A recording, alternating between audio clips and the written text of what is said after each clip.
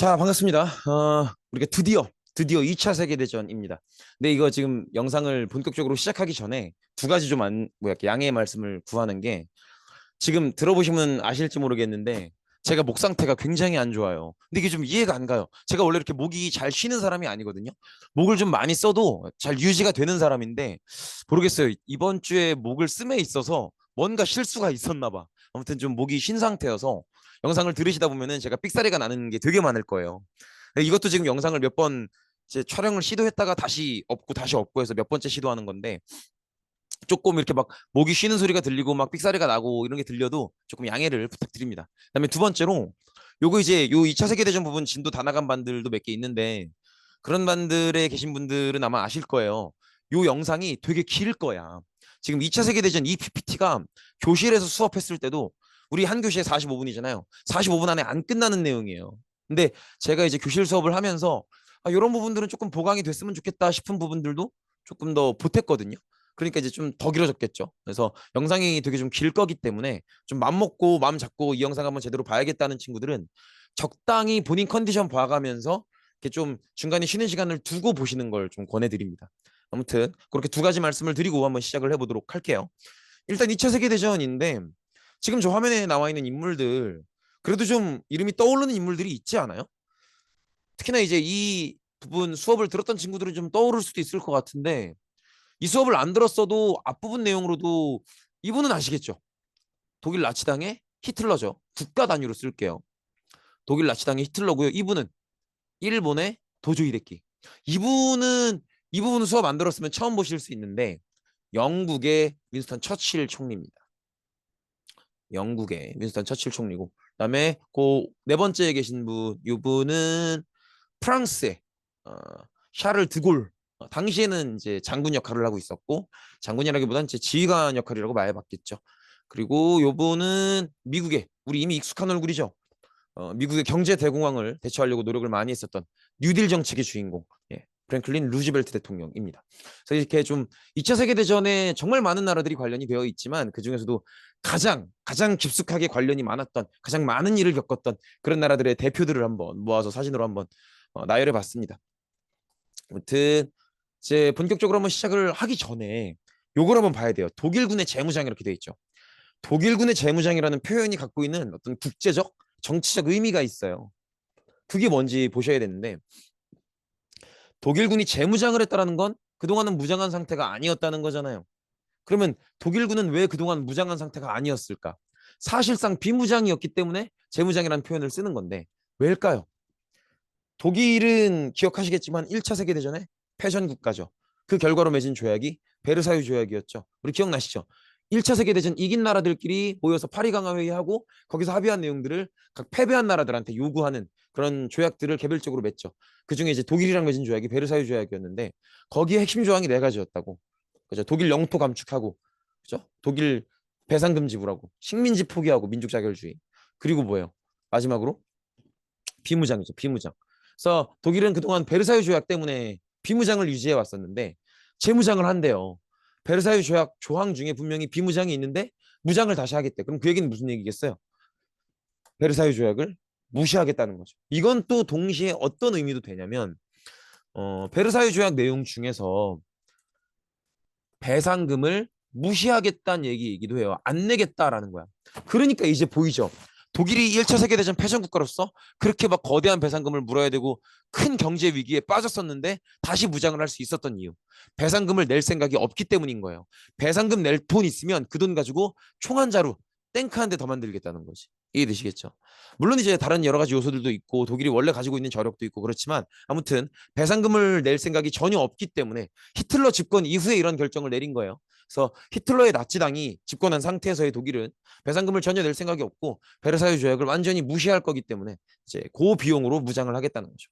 그럼 이제 전쟁에 대한 생각이 확고해졌으니까 무장을 해야 돼요. 근데 이제 돈이 많은 입장이 아니기 때문에 무조건 뭐 완빵으로 다 이렇게 무장을 할 수는 없어. 전략을 분명히 짜놓고 그 전략에 필요한 요소에 맞게 딱딱딱 이제 무장을 해야겠죠. 그럼 어떤 전략을 가져가야 될 것인가? 근데 사실은 생각해보면 그렇잖아요. 1차 세계대전이나 2차 세계대전이나 둘 다 독일이 일으켰죠. 그러니까 독일이 지도상의 위치가 바뀌는 건 없다고. 그러면 독일이 갖고 있는 전략도 사실은 큰 틀에서는 1차 대전과 크게 다르지 않죠. 러시아 쪽으로 갈 수는 없잖아요. 너무 멀잖아. 그럼 어디 먼저 가야 돼요? 1차 대전 때 똑같았죠. 어디부터 가야 돼? 프랑스부터 가야 된다는 거죠. 어떻게 가야 돼요? 빠르게 가야 된다는 거죠. 프랑스부터 빨리 가야 된다 이런 생각을 하는데 이런 전략이 1차 대전 때 잘 안 먹혔죠. 프랑스가 참호전으로 대응하면서 잘 안 먹혔는데 그래도 그거 말고는 다른 대안이 안 보인단 말이야. 그럼 어떻게 해야 돼요? 이번에는 빨리 가는데 제대로 빨리 간다 이런 생각을 하는 거예요. 그래서 프랑스를 제대로 빨리 친다. 이게 전략의 핵심이고 그걸 기준으로 무장을 하는 거죠. 그럼 어떤 방식으로 무장을 해야겠는가? 되게 어떻게 보면 단순한 생각이에요. 1차 대전 때도 빨리 간다고 했는데 그때 달려갔다면 이번에는 차 타고 간다는 거야. 그래서 탱크, 장갑차 이런 걸 기갑사단이라고 해요. 기갑사단 혹은 기계화 보병사단 이렇게 얘기하는데 기갑사단으로 무장을 구성을 합니다. 그래서 뭐 탱크, 장갑차 이런 것들을 잔뜩 만들게 되죠. 이런 식으로. 장갑차라고 하는 건 차량에 총알이 뚫리지 않는 철갑을 이렇게 크게 두르면 그게 장갑차예요. 거기다가 대포 달면 탱크 되는 거고. 그렇죠? 아무튼 이렇게 탱크와 장갑차 이런 기갑사단으로 무장을 하는데 기갑사단으로 무장을 하면 장점이 뭐가 있을까요? 어떤 점이 장점일까요? 일단은 사람이 달리는 것보다는 빠르겠죠. 사람이 달리는 것보다는 빠를 거고 그다음에 장갑차라며 총알이 안 뚫린다면서요. 그럼 병사들이 조금 훨씬 더 안전하게 전선까지 도착할 수 있겠죠. 그래서 가장 큰 장점은 역시 빠르게 그리고 안전하게 갈 수 있다는 거죠. 이런 식으로. 빨라 보이지 않습니까? 빠르고 안전하게 전선까지 이동할 수 있다는 거가 장점인데 단점은 뭐가 있을까요? 이거 어렵게 생각할 필요가 없어요. 단점. 간단하죠. 이렇게 생각해 보시면 돼요. 제가 열심히 월급을 모아서 좋은 차를 한 대 샀어요. 그럼 끌고 다니면 돼요? 그게 다가 아니지. 뭐가 필요해요? 기름이 필요하잖아. 그래서 기름이 필요하다는 게 되게 큰 문제예요. 기름이. 그래서 어떤 이런 지갑사단을 전략의 중심으로 삼을 거면 충분한 기름을 넉넉하게 마련을 해둬야 돼요. 그리고 이 기름이 다 충나기 전에, 다 떨어지기 전에 전쟁을 끝내야 되는 거죠. 그러니까 독일은 기갑사단으로 무장을 할 거면 전쟁을 정말 빨리 끝내겠다라는 계획을 세워둬야 되는 거예요. 그래서 정말 제대로 빨리 전쟁을 끝내겠다라는 계획을 세워두고 기름이 계속 필요할 거라는 단점이 있지만 기름도 나름대로 충분히 준비해뒀다고 생각을 하는 거죠. 근데 어쨌든 기갑사단으로 무장을 했기 때문에 아까 얘기했던 것처럼 갖고 있는 기름이 다 떨어지기 전에 전쟁을 끝내야 돼요. 그러려면 병력도 지금 프랑스를 먼저 치려는 계획이잖아요. 그러니까 프랑스 쪽 전선에 집중되어 있어야 돼요. 이쪽에. 그래서 이런 형태의 전쟁을 전격전이라고 해요. 탱크, 장갑차 이런 걸로 확 치고 들어가는 걸 전격전이라고 하는데 요게 성공하기 위해서는 어떻게 해야 된다? 프랑스 쪽에 전력이 집중돼야 돼. 여기에 전력이 집중돼야 되는데 그러려면 여기에 쓸 수 있는 병력이 없는 거잖아요. 그러니까 여기가 안전해야 돼요. 이해되시겠죠? 근데 여기를 안전히 할 거면 누구랑 얘기가 돼야 될까? 소련과 얘기가 돼야 됩니다. 근데 소련은 공산주의죠. 그리고 독일은 전체주의잖아, 나치. 둘이 친해요. 공산주의와 전체주의가 친할 수 있나? 친할 수가 없어요. 우리 이미 배웠죠. 공산주의는 기본적으로 근본적인 목적이 뭐예요? 빈부격차를 없애는 거죠. 근데 전체주의는 빈부격차가 생기는 거에 큰 관심이 없어요. 그냥 빈부격차가 생기던 말던 그냥 경제가 나라 경제 전체가 발달하기만 하면 돼요. 이해되시겠죠? 그러니까 완전히 갖고 있는 생각이 다르단 말이야. 그래서 막 공산주의는 그런 얘기 하잖아요. 노동자들이 혁명을 일으켜서 자본가의 생산수단을 빼앗아야 된다 이런 얘기 하잖아요. 전체주의는 그거에 완전히 반대예요. 자본가가 돈을 잘 벌면 더 잘 벌게 해줘야지. 그래서 우리나라 경제를 더 발전시켜야지. 그게 전체주의의 기본적인 마인드란 말이에요. 그러니까 둘은 친할 수가 없어요. 그러면 독일이 소련한테 가서 우리 친하게 지내자 하면서 불가침 조약 이렇게 서로 침략하지 말자 이런 약속을 제안하면 들어줄까요? 안 들어줄 가능성이 높겠죠. 근데 독일도 이것 때문에 고민이 많아요. 기본적으로 사이가 안 좋은데 근데 불가침 조약 서로 침략하지 않겠다라는 조약은 맺어야겠어. 그래서 고민 끝에 소련 애들이 혹할 만한 좀 좋아할 만한 사탕을 제시합니다. 그게 뭐냐면 폴란드를 반으로 가르는 거예요. 이런 식으로.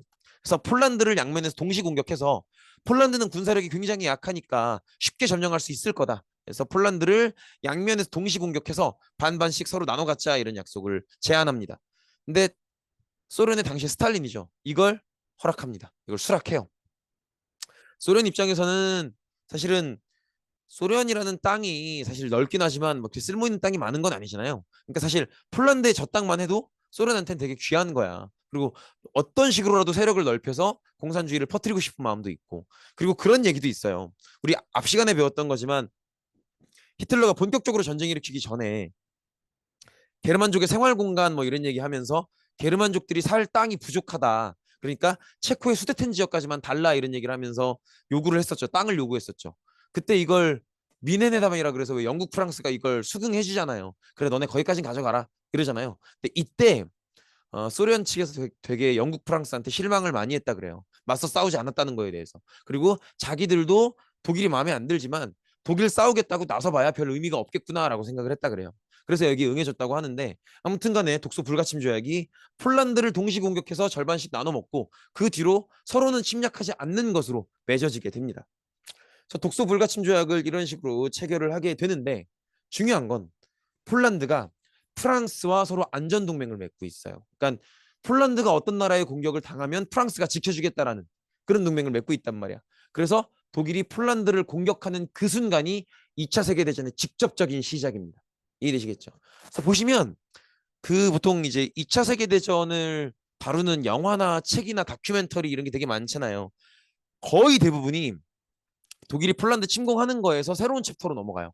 왜냐면 여기가 그 전까지 독소 불가침 조약 맺는 것까지는 배경으로 보는 거예요. 독일이 폴란드를 침공하는 것부터 2차 세계대전의 본격적인 시작으로 보는 거죠. 그래서 이렇게 독일이 폴란드를 침공하고 2차 세계대전이 본격적으로 시작이 됩니다. 그리고 이제 여기에 프랑스와 영국이 연합해서 대응을 하게 되는 거죠. 아까 말씀드린 것처럼 프랑스는 폴란드와 안전동맹을 맺고 있기 때문에 이제 당연히 독일이 폴란드를 공격했을 때 바로 독일한테 선전포고를 하는 거죠. 그래서 이제 본격적으로 전쟁이 시작되는데 독일 대 영국 프랑스의 전쟁이 시작되는 거예요.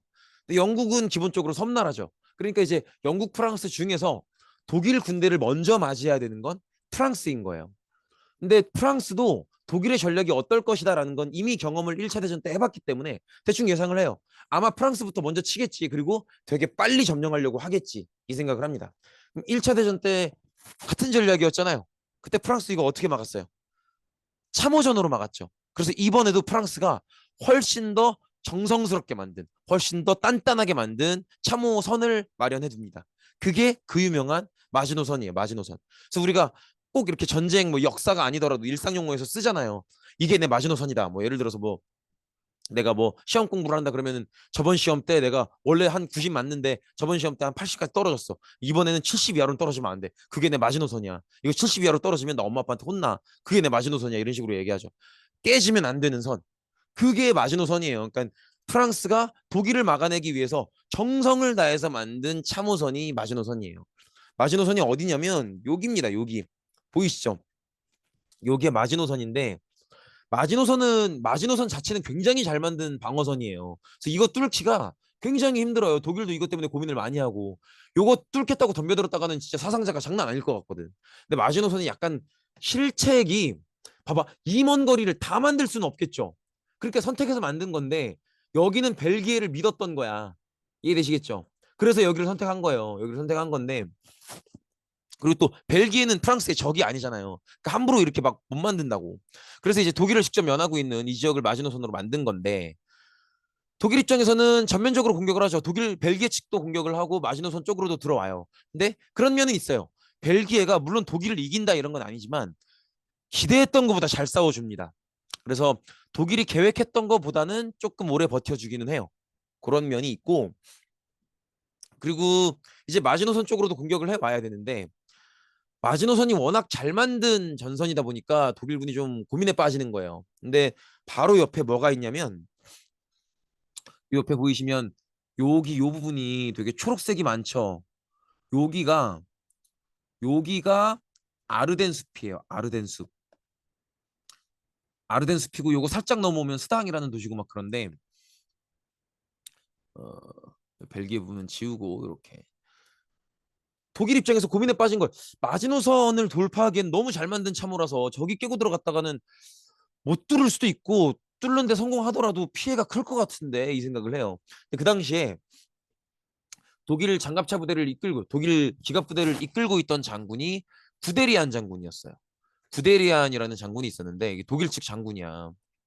독일 측 장군인데 이 사람이 무슨 얘기를 하냐면 아르덴 숲은 되게 막 고개도 많고 지형지물도 복잡하고 그리고 나무들이 너무 높고 빽빽하게 되게 울창한 숲이다. 그래서 탱크 부대가 저기를 못 뚫고 들어갈 건 없겠지만 너무 힘들다. 저기를 뚫고 들어가는 건 너무 고생이고 너무 굉장히 어려운 행동이다. 저기를 뚫고 들어가기는 어렵다 이런 얘기를 해요. 그러면서 무슨 얘기를 하냐면 아르덴 숲을 뚫고 들어가는 건 너무 어려우니까 어려운 걸 하자 이런 얘기를 합니다. 무슨 얘기예요? 전략의 기본은 뭐예요? 남들이 예상할 수 없는 걸 하자라는 거죠. 프랑스도 사실은 아르덴 숲을 믿었단 말이야. 아르덴 숲이 워낙 울창한 숲이다 보니까 여기를 뚫고 들어오진 못할 거다라고 생각하고 아르덴 숲을 지나쳐서 마지노선을 만든 거예요. 근데 예상을 깨고 독일이 아르덴 숲 쪽으로 들어온 거죠.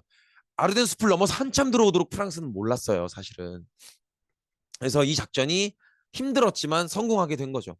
그래서 지금 보시면 수도가 여기인데, 아이고,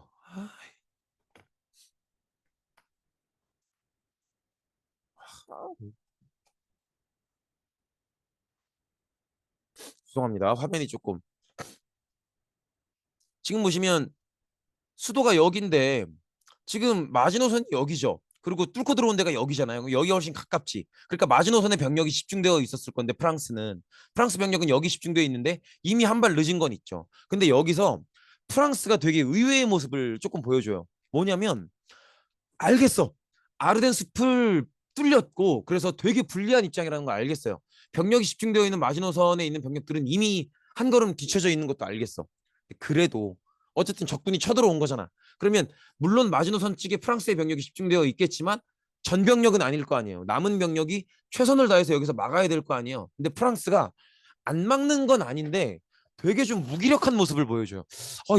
이게 맞나 싶을 정도로 프랑스가 되게 무기력하게 넘어가요. 그래서 되게 빠른 속도로 빠른 시간 안에 파리가 함락을 당하거든요. 어느 정도였냐면 프랑스를 돕기 위해서 영국에서 대규모의 육군이 지원을 와요.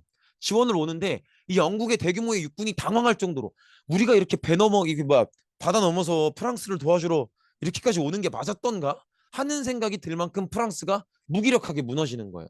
근데 이게 되게 의아할 수도 있지만 사실 그런 생각도 해볼 만은 해요. 프랑스는 어떤 나라예요?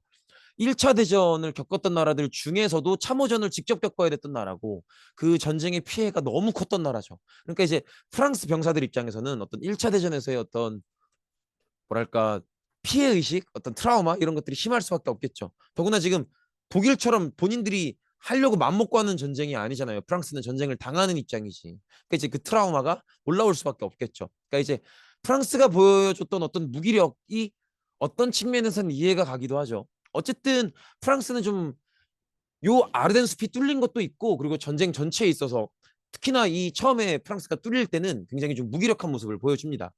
그렇기 때문에 요 지원 나왔었던 영국군도 고립돼요. 그래서 보시면 어, 지우개가 아니고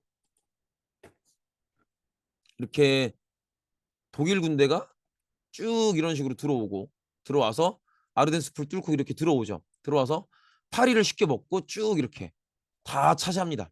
다 차지하고 영국 육군은 들어와서 여기에 고립되는 거예요. 점점점 밀리다가 결국은 됭케르크까지 밀려요. 이거 보이시죠? 됭케르크까지 밀려서 근데 이게 지금 됭케르크에 고립되어 있는 영국 육군이 영국 육군의 거의 중심군이에요. 그러니까 영국은 육군의 중심군을 거의 내준 거예요. 근데 프랑스가 저렇게 무기력하게 넘어지니까 답답한 상황인 거지. 그 와중에 독일군한테 완전 몰려가지고 됭케르크에 이렇게 고립되어 있는 상황이에요. 그래서 이것 때문에 영국 해군에서 영국 해군에서 운영할 수 있는 모든 선박, 배 다 동원하고 그다음에 심지어는 민간인 어부들한테도 SOS를 쳐요. 도와달라.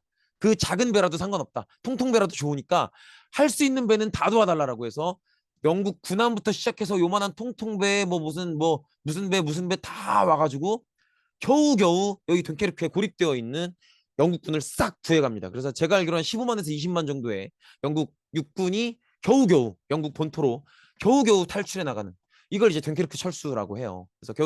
그래서 겨우겨우 피해가 아주 없었다라는 건 아니지만 겨우겨우 영국 육군의 중심을 보존하게 되죠.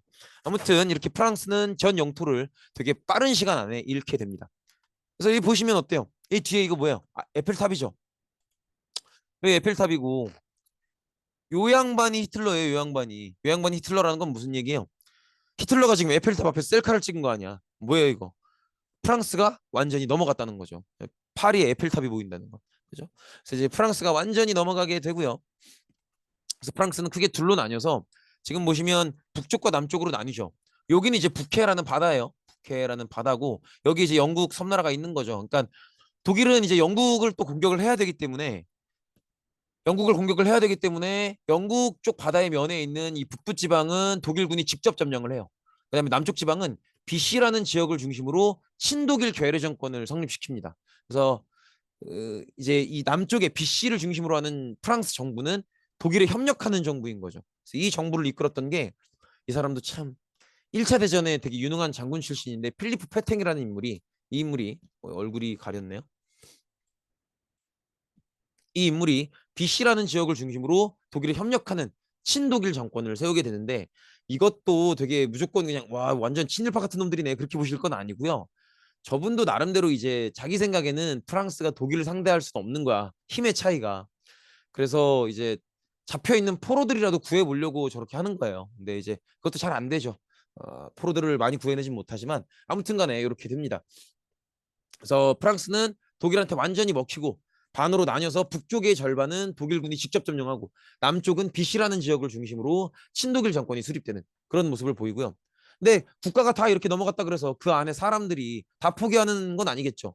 분명히 남아서 저항하는 사람들도 있겠죠. 그 저항하는 사람들을 총지휘했던 사람이 샤를 드골이라는 사람이고요. 그리고 이분을 중심으로 이제 레지스탕스라는 저항 부대를 결성해서 독일에 저항을 하게 됩니다. 그래서 일부 프랑스인들은 요 프랑스 파리 인근 지역에 몰래 몰래 남아서 독일에 저항하기도 하죠. 이런 식으로.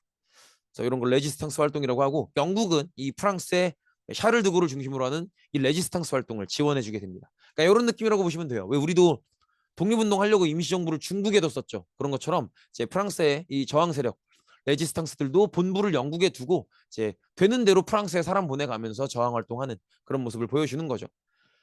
어쨌든 이런 상황이에요. 이제 독일은 프랑스를 완전히 먹었고 프랑스를 넘어가면 육지 안에서는 스페인이에요. 근데 스페인은 우리 기억하죠. 전체주의 정권이란 말이야. 프랑코.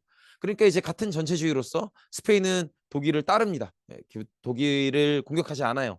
그렇게 보면 독일은 유럽 대륙 전체를 사실상 다 먹은 거죠. 소련 쪽은 불가침 조약을 맺었고 프랑스는 완전히 다 먹었고 스페인은 협력 세력이고 그렇죠. 그래서 거의 어, 유럽 세력을 거의 다 먹은 그런 모습이죠.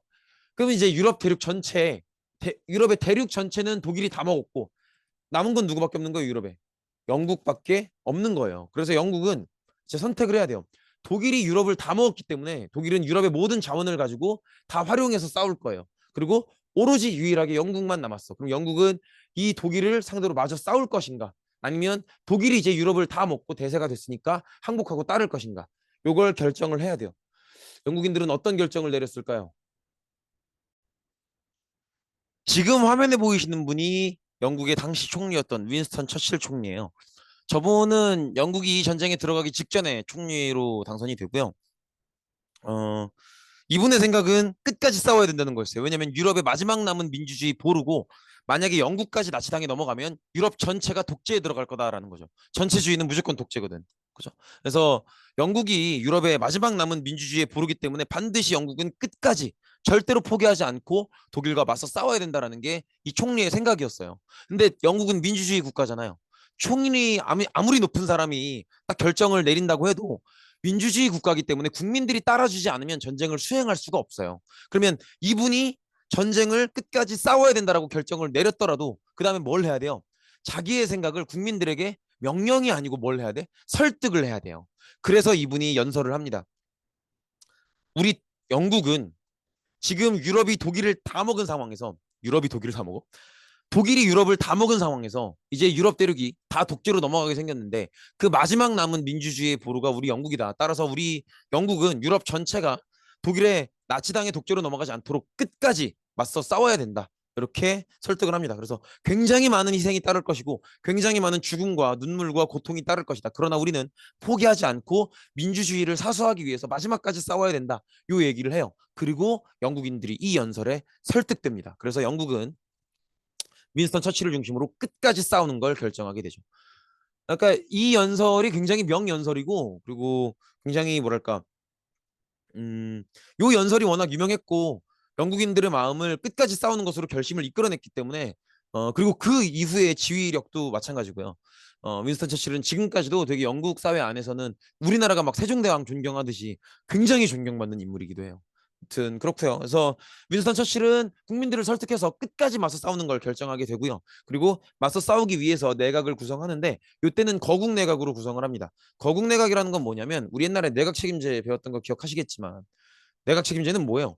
총선을 해서 의원들을 뽑으면 그 의원들 중에서 많은 당선자를 가지고 있는 정당, 그 정당을 중심으로 내각을 꾸리는 게 내각 책임제죠. 근데 거국 내각은 봐봐. 일반적인 내각 책임제는 그러면 주도하는 정당이 있을 거 아니에요.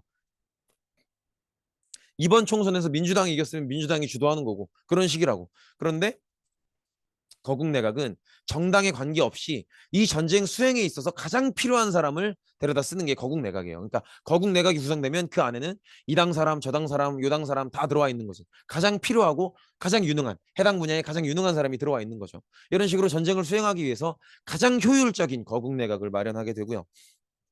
그리고 이제 전쟁을 시작하는데 이 전쟁에 있어서 몇 가지 예상되는 면이 있어요. 일단 영국은 섬나라죠. 그럼 독일이 영국을 먹을 거면 뭐부터 해야 돼요? 잘 생각해봐. 영국은 섬나라니까 뭐 타고 가야 돼? 배 타고 가야 되죠. 근데 그 배에 육군을 태워야 돼요. 배에 육군을 태워서 상륙작전을 해야만이 영국을 먹을 수 있는 거예요. 근데 이 상륙작전이라는 게 너무 어려운 거거든요. 봐봐, 상식적으로 생각을 해보세요. 상륙작전을 한다는 건 봐봐, 이렇게 땅이 있고 바다가 있으면 요렇게 배 타고 와서 이런 식으로 와서 먹고 들어간다는 건데 바다는 바다 위에 뭐가 없잖아요. 근데 땅은 땅 위에는 여러 가지 시설물, 건물, 나무, 온갖 원폐물들이 다 있죠. 그리고 땅에 사는 사람들은 원래 여기 살던 사람들일 거 아니야. 오리지널일 거 아니야. 원주민일 거 아니야. 그죠? 그러면 이 전투가 누가 유리하겠어요? 아무것도 없는 허허벌판 바다에서 새롭게 들어오는 사람과 이 땅을 지키고 있는 사람과 누가 유리하겠어요? 지키는 쪽이 훨씬 유리하단 말이에요. 이해되시겠죠? 그러니까 그래서 상륙작전은 성공하기 위해서는 반드시 뭘 해야 되냐면 공중전부터 해야 돼요. 상륙작전을 하는 입장에서는 자신들이 조금이라도 유리하게 만들기 위해서 비행기를 이렇게 동원해서 땅 위에 여러 가지 군부대나 시설물들을 최대한 폭격을 하고 그 다음에 상륙작전을 진행해야 순서에 맞는 거예요. 그러면 이 전쟁은 영국과 독일 간의 전쟁은 뭐부터 시작할 거예요? 공중전부터 시작을 할 거예요. 공중전부터 시작을 할 거기 때문에 공군에서 승부수가 날 거예요. 공군을 어떻게 운영하느냐에서 승부가 갈릴 건데 잘 생각해 보세요. 공군은 공군은 이제 전투기를 싸우겠죠. 전투기는 크게 둘로 나뉘어요. 전투기가 있고 폭격기가 있습니다. 물론 이제 이거 말고도 여러 가지 뭐 있지만 크게는 둘로 이렇게 나눌 수 있어요. 전투기와 폭격기는 어떻게 다르냐? 그러니까 공격 방향이 다르다고 보시면 돼요. 전투기는 비행기가 이렇게 있잖아. 그러면 전투기는 앞을 향해 공격하는 거고요. 폭격기는 가지고 있는 무기를 아래로 떨어뜨리는 거예요. 이제 아시겠죠? 전투기는요. 같은 전투기끼리 공중전을 하기 위해서 만들어지는 거고요. 그다음에 폭격기는 애초에 공중전이 안 돼요. 폭격기는 최대한 많은 폭탄을 싣고 가서 지상에 있는 시설물들을 파괴하기 위해서 가는 게 폭격기예요. 그러니까 폭격기는 지상 폭격이죠. 지상 폭격. 그럼 여기서 야, 안 외워도 돼. 생각만 해보면 되는 거야. 봐봐. 영국이랑 독일이랑 싸울 거란 말이에요. 근데 독일은 침략을 하는 입장이죠. 근데 독일은 1차 세계대전 패전국이니까 경제적으로 넉넉한 입장은 아니잖아. 그럼 비행기를 엄청나게 많이 만들 수는 없단 말이야. 모든 비행기를 다 많이 만들 수는 없어요. 그럼 선택적으로 많이 만들어야 되는데 둘 중에 침략을 해야 되는 입장에서 다른 나라의 영토를 점령해야 되는 입장에서 전투기와 폭격기 중에 고르라면 뭘 많이 만들겠습니까? 다른 나라의 시설을 파괴해야 점령을 할 거 아니에요. 그러니까 독일은 폭격기를 많이 만든단 말이야. 근데 영국은 어때요? 섬나라죠. 영국은 섬나라니까 식민지 만드는 거 아니면 다른 나라의 영토를 점령할 생각이 그닥 없어요. 그러니까 본토만 보호하면 돼요. 그럼 폭격기와 전투기 중에 뭐를 많이 만들겠어요? 전투기를 많이 만들죠. 전투기를 많이 만들고 플러스 얘들은 국토를 방어하는 게 중요하기 때문에 레이더도 충분히 만들어 놓습니다. 레이더가 뭐예요? 전파를 쏴서 상대의 비행기가 어디에 있고 어떤 경로로 움직이는지를 파악해내는 게 레이더죠. 이런 것들을 만들어 놔요. 자, 그러면 이 상태에서 아까 얘기했었죠. 폭격기는 공중전이 안 되기 때문에 전투기의 엄호를 받지 않으면 움직일 수 없어요. 이해되시겠죠? 그러면 이렇게 싸우면 공중전을 누가 이기겠어요? 당연히 영국이 이긴다는 거죠. 당연히. 이해되시겠죠? 그리고 처칠이 연설을 할 때 두 가지를 강조해요. 우리는 절대 물러서서 안 되고 끝까지 싸워야 된다. 요거 하나. 두 번째로는 우리는 많은 희생과 고통이 따르겠지만 반드시 이길 것이다. 그럼 영국인들이 여기에 설득된 거는 사실은 두 번째 때문에 그래요. 처칠이 너무 확신 있게 얘기하는 거야. 반드시 이길 거라고. 근데 이제 보이죠.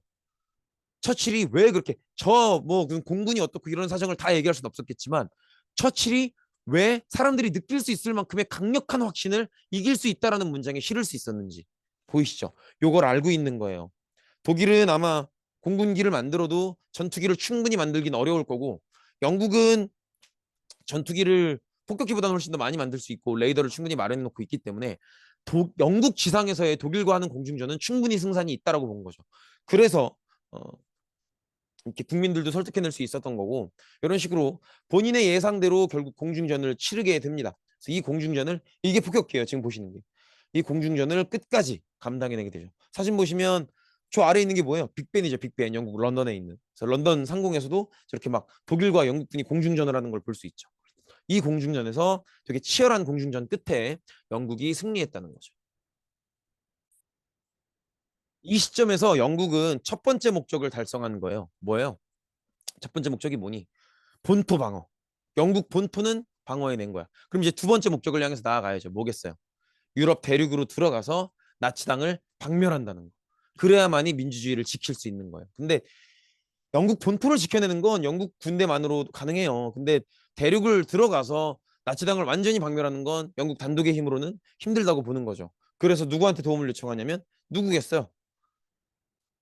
대서양을 넘어가서 미국인 거죠. 그래서 당시에 미국의 대통령이 여전히 루즈벨트 대통령이었는데 루즈벨트 대통령한테 직접 편지를 씁니다. 우리 영국이 유럽의 민주주의의 마지막 보루고 만약에 영국도 넘어간다면 이제 나치당은 대서양을 넘어서 미국으로 갈 것이다.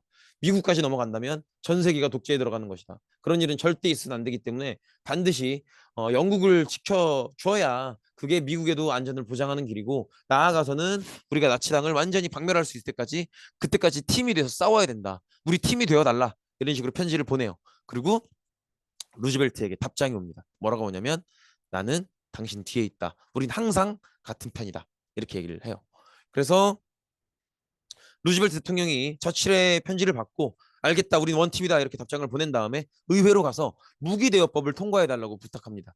그리고 의회가 이 무기대여법을 통과시키죠.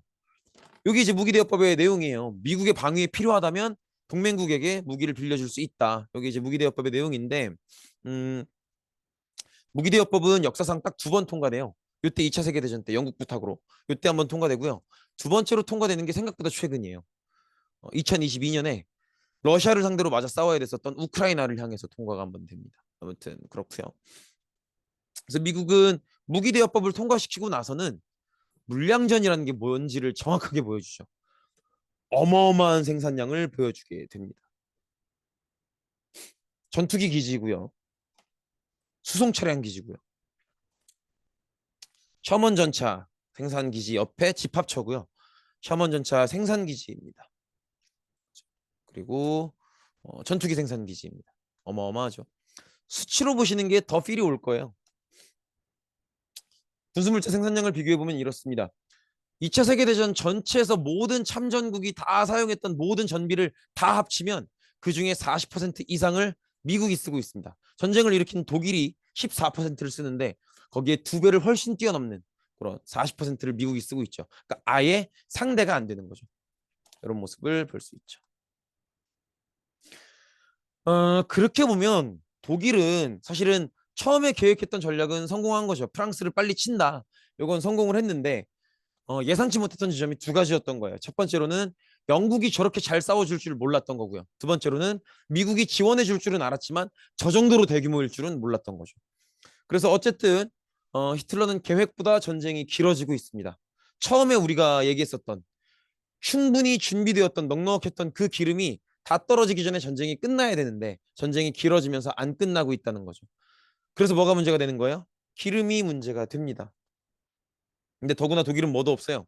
1차 세계대전 패전국이기 때문에 식민지도 없어요. 기름을 구해올 때가 주변밖에 없습니다. 그래서 쓱 들러보니까 두 군데 있습니다. 두 군데 있는데 일단 아랍 지역의 유전지대는 기본적으로 어, 일단은 영국 프랑스 식민지기 때문에 영국 프랑스의 세력권이고요. 그리고 여기를 얻을 거면 이런 식으로 가거나 아니면 아예 이렇게 돌아서 이렇게 가야 되는데 이게 될 리가 없죠. 독일 입장에서 요 해안을 어떻게 뚫겠어. 어떻게 뚫는다고 해도 이미 영국 해군이 이미 이쪽으로 다 파견이 되어 있어요. 그래서 이 이탈리아를 중심으로 해서 지중해 이 인근 지역은 거의 영국 세력권이에요. 그러니까 여기로는 접근이 아예 안 되죠. 그러니까 이건 포기해야 돼. 이건 안 되는 거야. 그러면 이거 하나 남는 거예요. 근데 이 기름을 쓰려면 둘 중에 하나예요. 소련한테 가서 우리 기름 좀 주라 이렇게 부탁을 해야 되는데 그럼 소련이 줄까? 줄 리가 없죠. 왜냐면 아까도 말씀드렸지만 소련의 사회주의는 기본적으로 전체주의를 안 좋아해요. 그냥 폴란드의 욕심이 나서 불가침 조약을 맺었던 거지 독일을 좋아하는 입장이 아니란 말이야. 이해되시겠죠? 그러니까 소련이 기름을 줄 리가 없죠. 기름을 줄 리가 없는데 그 기름을 갖고 싶으면 빼앗아야죠. 그러려면 싸워야겠죠. 그래서 소련을 공격할 것을 결정하게 됩니다. 이 얘기는 뭘 깬다는 거예요? 독소 불가침 조약을 파기하게 되는 거죠. 이게 무서운 얘기입니다. 왜냐면 봐봐.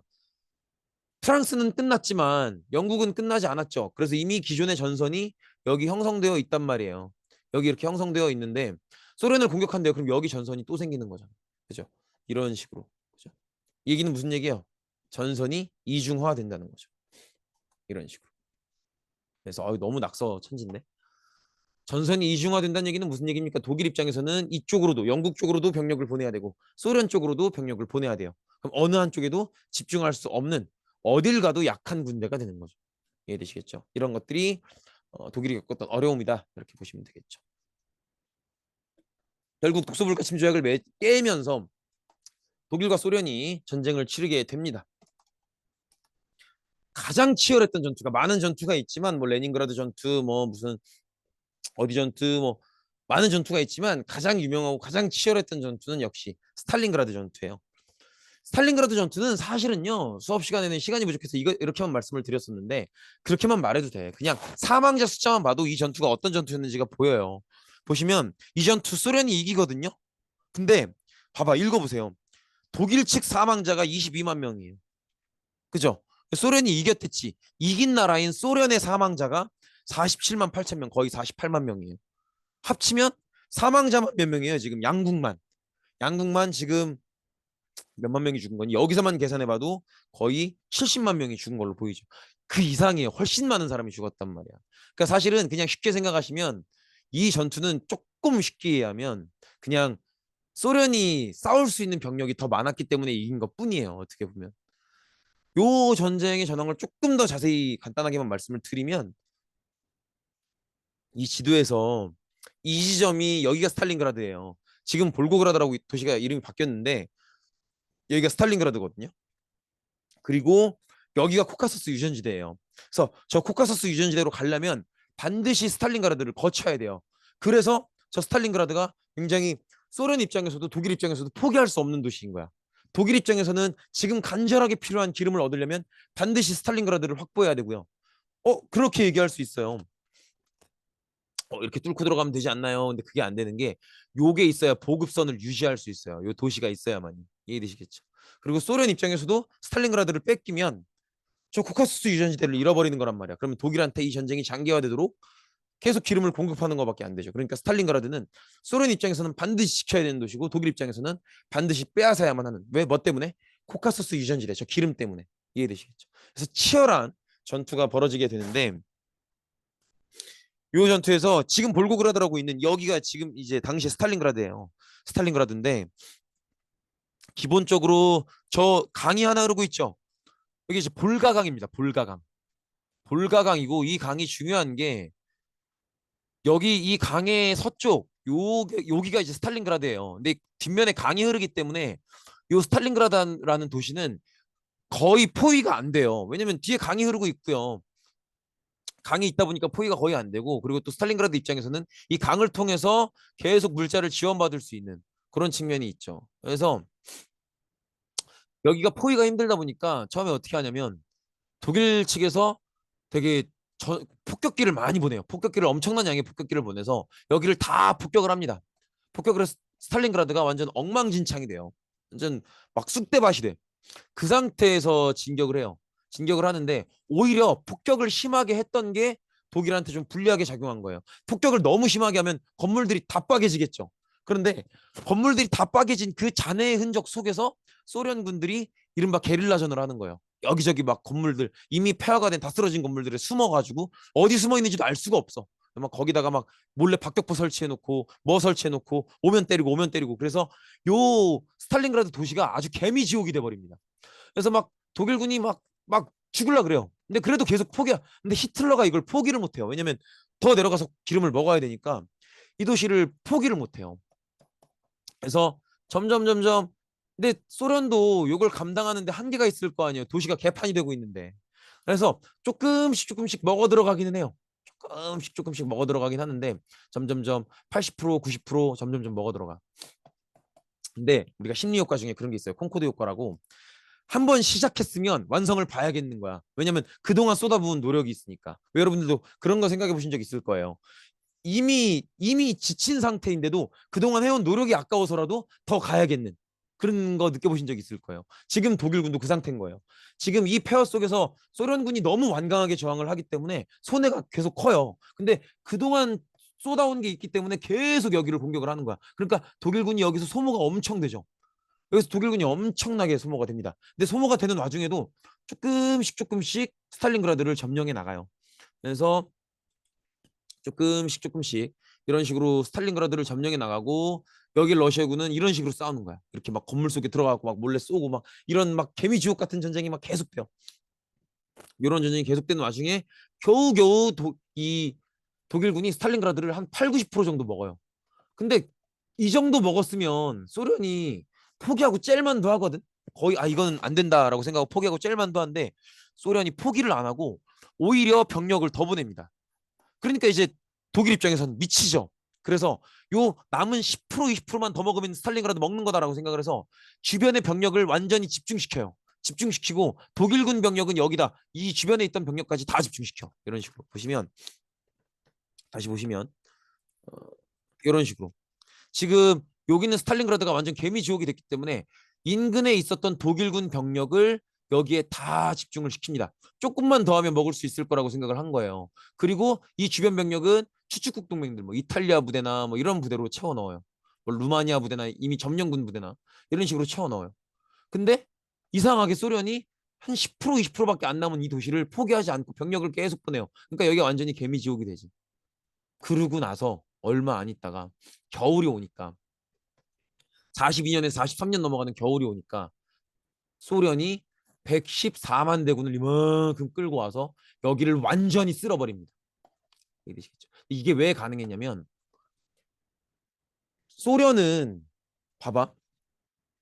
소련은 반대편에는 일본이 있죠. 근데 일본이 1937년부터 중일 전쟁에 들어가고 41년부터 태평양 전쟁, 미국과의 전쟁에 들어가죠. 그러니까 러시아가 생각해 봤을 때 일본은 이미 중국, 미국과 싸우느라 정신이 없는 거야. 그러니까 러시아 시각에서는 일본 쪽을 방어하는 병력은 이제 필요가 없는 거예요. 그래서 그쪽 병력을 이쪽으로 끌어오는 거예요. 그래서 그렇게 마련한 병력을 완전히 밀어버립니다. 그래서 이때부터 독일은 완전히 위기에 빠지게 되고요. 그리고 이때 스탈린그라드에 투입되어 있었던 독일 병력은 히틀러가 여기를 끝까지 포기하지 말라 그래요. 이미 완전히 고립돼서 완전히 이제 죽기 직전인데도 포기하지 말라 그래요. 그래서 요 독일군이 스탈린그라드 전투를 지휘했던 독일군 장군이 이제 파울루스라는 장군인데 그 장군이 결국은 히틀러의 명령을 깨고 항복 협상을 하죠. 이게 이제 독일군의 첫 항복 사례예요. 아무튼 이런 식으로 독일은 최악의 전쟁을 맞이하게 되고요. 그다음에 일본은 원래 조선을 식민지로 가지고 있었죠. 근데 이제 그러면 중국 쪽을 침략할 거 아니에요. 근데 만주를 처음에 침략하는데 만주까지는 잘 먹어요. 만주까지는 큰 어려움 없이 먹는데 만주 가지고는 경제 위기를 극복하기에 부족했던 거예요. 그래서 중국까지 침략을 하는데 근데 이게 문제야. 왜냐면 중국은 어때요? 중국이 심지어 이때 이제 공산군을 이끌었던 당시에 이제 중국 공산당을 이끌었던 모택동이 직접 했던 얘기예요. 우리 중국이 일본보다 기술은 떨어지지만 반드시 우리가 이긴다. 왜? 중국은 너무 넓고 인구도 너무 많으니까. 그래서 일본은 이 전쟁이 굉장히 장기화될 거고 그 오랜 기간의 전쟁을 견디지 못할 것이다 이런 얘기를 해요. 그 말이 맞지. 중일 전쟁을 들어가니까 영토가 너무 넓고 사람들이 너무 많으니까 전쟁이 장기화됩니다. 그러면서 자원이 부족해져요. 부족해진 자원이 뭐야? 석유, 목재 이런 거예요. 그럼 일본 입장에서는 어디서 금방 구할 수 있나? 뭐 일본은 사실 뭐 1차 세계대전에 패전국은 아니지만 갖고 있는 식민지가 몇 개 없잖아요. 그죠? 다 좁은 데고. 그러니까 더구나 대만, 뭐 조선 석유 나요? 안 나잖아. 그러니까 없는 이만 또 못한 식민지야. 그래서 석유 목재를 어디서 구해야 되지? 가장 가까운 데가 동남아인 거예요. 동남아를 공격하게 됩니다. 근데 이 동남아를 공격한다는 게 어떤 의미냐면 보시면 요렇게가 인도 차이나 반도예요. 베트남, 캄보디아, 라오스인데라고. 여기는 프랑스 식민지예요. 그다음에 여기 미얀마, 말레이시아 이렇게 있는 여기는 영국 식민지고. 그다음에 필리핀 보이시죠? 여기는 미국 식민지라고. 인도네시아는 네덜란드 식민지고. 그러니까 여기를 건드린다는 건 영국, 프랑스, 미국 이런 나라들과 거칠어지겠다. 사이 안 좋아지겠다. 그런 선언인 거예요. 근데 이제 일본 생각에는 영국, 프랑스는 지금 2차 세계대전 독일이랑 싸우느라 정신 없으니까 이쪽으로는 병력을 못 보내거나 보내더라도 얼마 못 보내겠지 이 생각인 거지. 근데 그 생각이 아주 틀린 생각은 아닌 게 영국이 병력을 보내는데 영국도 병력을 많이 보내지는 못해요. 근데 이제 그렇게만 하고 말았으면 또 모르겠는데 일본이 오바했던 거죠. 필리핀을 건드린 거예요. 필리핀은 누구의 식민지라 그랬어? 미국의 식민지죠. 그러니까 필리핀을 건드린다는 건 미국과 싸울 생각이 있는 거죠. 근데 미국도 유럽을 지원해 주는데 집중하고 싶었기 때문에 처음부터 전쟁으로 나가지는 않아요. 처음에는 일본한테 경제 제재를 합니다. 석유를 안 판다든지 뭐 이런 식으로 경제적으로 대응을 하는데 어, 일본이 여기서 조금 발칙한 생각을 하는 거예요. 필리핀을 완전히 먹어버리고 싶은데 음, 그럼 미국과 사이가 안 좋아질 텐데 생각해 보니까 미국은 너무 멀어요. 그리고 사이에 있는 게 육지가 아니고 바다야. 따라서 미국은 센 나라이긴 하지만 이 거대한 태평양, 이 먼 바다를 한 방에 넘어올 수는 없다. 반드시 중간에 지도로 보면 중간에 반드시 쉬어와야 된다는 거야. 이런 식으로. 이렇게 쉬어와야 됩니다. 여기가 하와이예요. 여기가 하와이. 그래서 일본 생각에는 미국은 동남아시아 지역으로 싸우러 올 거면 반드시 중간 기착지에서 쉬어와야 된다. 그러면 그 쉬어오는 중간 기지, 하와이에 있는 그 기지를 진주만이라고 해요. 그 진주만 기지만 부셔버리면 최소한 그 진주만 기지를 복구하는 데까지만이라도 오지 못할 것이다. 그 기간 동안 우리가 잘 준비하면 된다. 이런 생각을 했던 거죠. 그래서 진주만을 공습해버립니다. 그럼 미국 입장에서 이거 선전포고도 안 하고 하는 공습이야. 갑자기 하는 공습이라고. 그럼 미국 입장에서는 갑자기 당한 거죠. 그러니까 미국이 요걸 계기로 루즈벨트 대통령이 일본에 대해서는 직접 전쟁을 선전포고하는 거죠. 그래서 이게 태평양 전쟁의 시작이라고 보시면 됩니다. 이해되시겠죠? 그래서 이런 식으로 한번 정리해 볼 수가 있고요. 그래서 일본은 석유 목재 같은 것들을 얻기 위해서 동남아시아를 침공했고 미국의 경제 제재를 받으면서 먼저 전쟁을 생각해서 이제 어떤 선전포고도 없이 갑자기 미국의 중간 기지였던 하와이의 진주만 기지를 공격하게 되고요. 이걸 성공하면서 본격적인 전쟁이 시작되는 거죠. 다시 유럽으로 돌아와서요. 유럽에서의 전투는 점차 아까 봤다시피 연합국 측이 유리하게 전개가 됩니다. 이탈리아는 사실 뭐 그닥 하는 게 없어요. 왜냐면 아프리카 전선에서 열심히 싸워보려고 노력을 하는데 오히려 이제 이탈리아 병력을 히틀러가 도와주러 가야 됐을 정도로 좀 처참합니다. 그리고 아프리카 지역은 이때 이제 히틀러가 보낸 장군이 롬멜 장군이라고 있는데 롬멜 장군이 좀 활약을 하긴 하지만 결국은 영국과 미국 병력에 못 이기고 이제 북아프리카 전선 전체를 영국 미국한테 넘겨주게 되죠. 그리고 이제 프랑스를 완전히 잃었던 상태에서 연합국이 다시 유리하게 전개가 되고 있으니까 잃어버렸던 프랑스를 되찾아야 될 거 아니에요. 그럼 역으로 연합국 측, 영국, 미국 측이 뭘 해야 되는 거예요? 상륙작전을 해야 되는 거예요. 그게 노르망디 상륙작전인데 이게 좀 가능했던 건 요 시점 되면 이제 어떤 생산력이나 이런 게 배를 생산하든 비행기를 생산하든 영국, 미국 측이 독일을 압도해요. 그러니까 이제 상륙작전을 생각해 볼 수 있는 거죠. 그래서 상륙작전을 진행을 하게 되는데 잠시만요.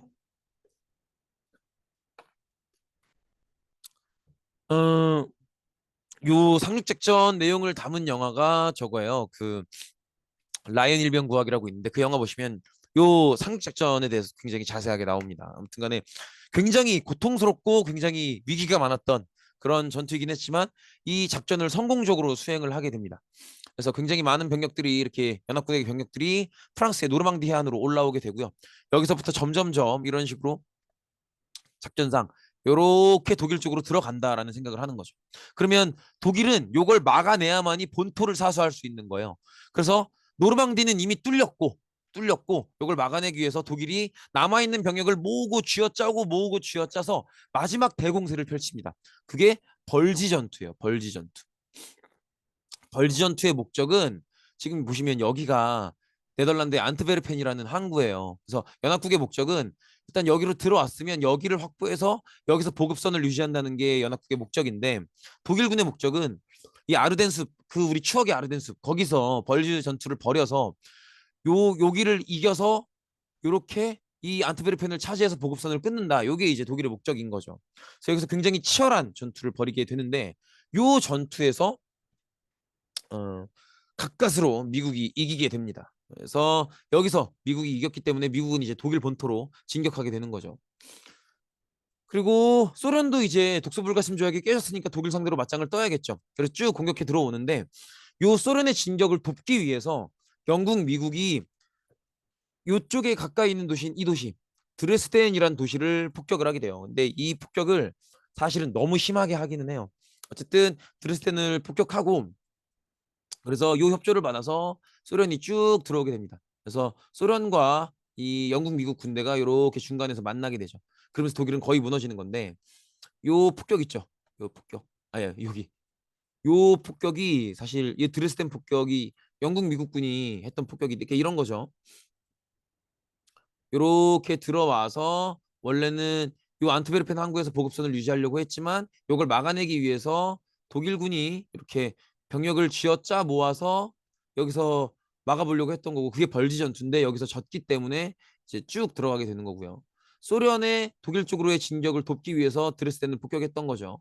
그래서 이렇게 둘이 이렇게 들어오는 건데, 그래서 여기서 만나게 돼요. 그리고 독일은 무너지는 건데, 이 드레스덴 폭격을 너무 심하게 해요. 예, 보시면 이 폭격기가 이렇게 날아가는 건데, 이게 폭격기를 이렇게 날려보내는 것도, 폭격기는 전투기 어머가 있어야 간다 그랬죠. 독일이 전투기 병력이 거의 이제 끝장났기 때문에 이게 가능한 거야. 어쨌든 이거 보세요.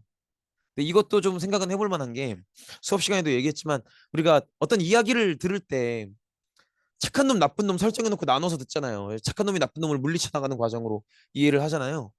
근데 그런 식으로 이 2차 세계대전을 받아들이면 우리 입장에서는 영국, 미국이 있는 연합국 측이 전체주의의 독일을 물리쳐 나가는 그런 어떤 선의 세력이 악의 세력을 물리쳐 나가는, 빌런을 물리쳐 나가는, 그래서 독일을 빌런으로 설정하는 그런 식으로 이해를 하게 되죠. 근데 그게 틀린 이해라는 건 아니야. 왜냐면 전체주의가 너무 나쁜 사상이니까 틀린 이해는 아니지만 그렇게 단편적으로 이해할 것도 아니라는 거죠. 무조건 영국, 미국군을 착한 놈들이다 이렇게 보기에는 이런 폭격은 있으면 안 돼요. 왜냐면 이건 너무 지나치지. 그리고 드레스덴은 당시 상황에서 전선 지역이 아니었어요. 싸우는 지역이 아니었다고. 굉장히 민간인들이 많이 살고 있는 도시인데 이렇게 폭격을 해버린 거예요. 그러니까 이런 것들은 좀 생각해 볼 만하죠. 시신들 쌓여 있는 거 봐요. 아무튼 간에 이렇게 결국은 독일이 서쪽으로는 영국, 미국군을 벌지전투에서 지면서 밀려 들어오고 있고, 동쪽에서는 소련이 밀려 들어오고 있고, 이걸 둘 다 막지 못했기 때문에 결국 이 압박에 시달린 히틀러는 스스로 자살하게 되고요. 그 일주일쯤 뒤에 독일은 결국 항복하게 됩니다. 이렇게 해서 2차 세계대전이 끝나가는 모습이고요. 일본은 우리가 기억하는 그 진주만 공습이 하와이에서 있었죠. 그리고 미국은 뭐라고 생각해 보냐면, 일본을 생각해 보니까 일본은 본토를 공격당한 적이 거의 없어요. 거의 마지막이 옛날에 우리 몽골 제국 원나라 때, 우리나라로 치면 고려 시대 때, 그때가 마지막이야. 그러니까 미국은 뭐라고 생각하냐면, 점령을 못 하더라도 일본 본토에 타격을 주면 엄청난 심리적인 충격에 빠질 거다. 그런 생각을 먼저 해요. 그래서 본토를 어떻게 해서든 공습을 하자, 이런 생각을 합니다. 그래서 항공모함 아시죠? 항공모함. 배 중에 겁나 큰 배. 그래가지고 비행기 태우고 다니는 배. 항공모함이라는 게 있잖아요. 이렇게 생겨가지고 이렇게 비행기 이렇게 태우고 다니는 배. 그죠? 이게 비행기야? 아무튼. 그래서 이 항공모함을 근처에 대서 여기서 비행기를 출격시켜서 일본의 수도를 폭격하고, 그리고 이렇게 중국으로 착륙하는 그런 시도를 합니다. 이걸 둘리틀 공습이라고 해요. 이걸 성공적으로 하게 되고요. 그래서 여기서 이제 일본인들의 사기가 한번 꺾이긴 하죠. 그리고 이제 미드웨이 해전을 치르게 되는데, 이게 첫 번째 해전이에요. 제대로 된 해전이고, 그리고 미드웨이 해전부터 시작해서 미국은 거의 모든 해전을 다 이런 식으로 이기면서 일본을 압박해 들어가게 됩니다. 근데 왜 미국이 이렇게 이길 수 있었느냐? 무조건 미국이 일본을 압도했다. 무조건 그런 건 아니에요. 미국도 위기를 많이 거쳐요. 근데 기본적으로 생산력 자체가 미국이 일본을 압도하는 면이 있고요. 그리고 미국이 일본보다 정보전에서 뛰어나요. 레이더 기술이나 아니면 암호 해독 능력 이런 것들이 훨씬 뛰어났기 때문에 일본이 미국의 정보를 파악하는 것보다 미국이 일본의 정보를 파악하는 게 훨씬 많았어요. 그래서 좀 더 전투에 잘 대비할 수 있었던 거고, 또 두 번째로 저는 이 지점이 되게 중요하다고 생각해요. 해상전도 결국은 공중전이 우선돼야 되거든요. 그래서 위에서 공중을 장악해야 그 장악한 공중으로 폭격기를 보내서 거기서 이제 비행기가 배를 공격할 수 있게 되는 그런 구조라서 공중전도 굉장히 중요한데, 미국이 조종사들을 굉장히 귀중하게 다뤄요. 그래서 뭐라고 얘기하냐면 본인이 위험하다 싶으면 바로 전투기 버리고 포기해라 이런 얘기도 해요. 그래서 미국은 일부러 조종사를 구출하기 위한 부대를 따로 운영할 정도로 조종사를 굉장히 귀중하게 여긴단 말이야. 그래서 뭐 한 명도 안 죽었다 이런 건 당연히 아니지만 그래도 미국은 숙련된 조종사를 유지하는데 굉장히 많은 노력을 하죠. 그래서 적지 않은 수의 숙련된 조종사가 유지가 되지. 근데 일본은 그렇지 않았단 말이에요. 일본은 오히려 반대로 막 자살 특공대 이런 거 하잖아요. 막 비행기로 막 배 쎄려박고 막 이러잖아요. 그러면 이제 숙련된 조종사들이 다 죽어버리죠. 그러다 보니까 이제 시간이 흐르면 흐를수록 미군은 여전히 숙련된 조종사가 전투를 이끌 수 있는데 일본은 아무도 없고 다 신참들이 해야 되고 다 이렇게 짬밥 만든 애들이 막 해야 되고 그러다 보니까 점점점 일본이 밀릴 수밖에 없는 거죠. 그래서 쭉 압박을 해 들어가게 되고요. 그리고 이오지마 섬쯤에 오게 되면 저기서부터는 폭격기를 띄워서 일본 본토를 직접 폭격할 수 있게 돼요. 그러면서 도쿄 대공습을 진행하게 됩니다. 근데 사실은요, 도쿄 대공습 보시면 이런 식으로 막 폭격을 하는데 요때가 피해가 엄청나요. 생각해 보시면 도쿄는 수도잖아요. 그리고 일본은 우리보다도 남쪽에 있죠. 그러니까 식물이 잘 자랄 거 아니야. 나무들이 엄청 잘 자란다고. 무슨 얘기인지 알겠어요? 대부분의 건물들이 목조 건물로 돼 있어요. 나무 건물로. 그리고 오래된 도시죠. 그러니까 건물들이 다 나무 건물인데 되게 오래됐어. 다 막 바싹바싹 말라 있단 말이에요. 더구나 수도니까 사람도 많아. 그럼 어떻겠어요? 폭탄 하나 떨어지면은 불 나겠죠. 그 불이 온 목조 건물들을 다 태우니까 그냥 도시 전체가 불구덩이에요. 그 불구덩이 안에서 수많은 그 인구들이 다 고통해서 막 죽어가는 거예요. 사실은요, 피해 양만 따지면 히로시마 나가사키 핵무기보다 도쿄 대공습 때가 피해가 훨씬 커요. 근데 여기서 미군이 약간 놀래요. 왜냐면 야, 이 정도인데도 항복을 안 하네. 여기서 놀래는 거예요. 그래서 도쿄대 공습을 아무리 심하게 해도 항복을 안 하니까 결국은 육군이 6기로 들어가겠구나라는 생각을 하게 되죠. 그래서 오키나와부터 차근차근 점령을 하게 되는데 요 시점쯤에 요 시점쯤에 드디어 미국 본토에서 이런 걸 이제 맨해튼 프로젝트라고 하죠. 핵무기 개발이 완료됩니다. 영화 오펜하이머 아시죠? 오펜하이머를 중심으로 하는 미국의 지원을 받는 물리학자들이 핵 분열 현상이 무기로 이용될 수 있다라는 걸, 핵 분열에서 발생하는 에너지를 폭발력으로 치환해서 무기로 이용할 수 있다라는 걸 밝혀내게 되죠. 그래서 미국이 고민에 빠진 거예요. 오키나와에서 충격적인 장면을 봐서 고민에 빠지는 거예요. 오키나와에 가서 이렇게 막 오키나와를 다 점령하고 그 점령 지역을 정리하려고 이제 오키나와에 남아 있는 일본 민간인들을 수습을 하려고 하는데 민간이니까 걔들을 죽이려고 한 게 아닌데 미군이 다가가면 다는 아니겠지만 일본의 적지 않은 민간인들이 그냥 자살해 버려요. 왜냐면 얘들은 사전 교육을 받은 거야. 어떤 미군에게 무언가를 협조하거나 이런 모습을 보이고 아니면 미군의 통제에 들어가면 모욕을 당한다 이런 교육을 사전에 받았기 때문에 모욕당하느니 자살한다 이거죠. 그래서 미군이 이걸 보고 충격에 빠져요. 지금 작은 섬도 이 모양인데 본토로 들어가면 그 많은 시민들이 다 저 모양 저꼴이면 어떡하나. 그래서 여기서 혼란에 빠지게 됩니다. 선택을 해야 돼요. 그래도 불구하고 본토로 육군이 들어가서 본토의 모든 지역을 다 점령 하나하나 점령을 해나갈 건지 그럼 어마어마한 민간인 피해자가 생기겠죠. 아니면 방금 개발된 핵무기를 사용해서 충격요법으로 완전히 항복을 유도해 볼 건지. 근데 핵무기의 폭발력을 보니까 저 정도면은 항복할 것 같아.